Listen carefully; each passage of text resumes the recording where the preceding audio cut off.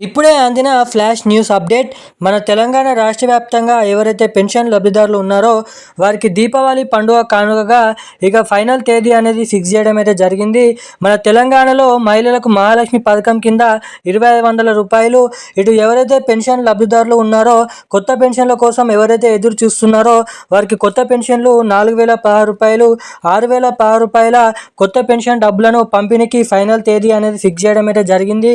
ఇక మన తెలంగాణలో ఆసరా పెన్షన్లు ఎవరైతే ఉన్నారో అనేక రకమైన 11 కేటగిరీలలో వారికి 4000 రూపాయలు, 6000 రూపాయలు ఈ నెల చివరి ఆఖరుల నుంచి లేదంటే నవంబర్ నెల మొదటి వారంలో ఈ కొత్త పెన్షన్ డబ్బుల్ని పంపిణీ చేయడానికి డేట్ అనేది ఫిక్స్ చేయడం అయితే జరిగిందంట. ఇక దీంతో పాటుగా మహిళలకు మహాలక్ష్మి పథకం కింద 2500 రూపాయల డబ్బులు కూడా పంపిణీకి సిద్ధం చేసినట్లు సమాచారం.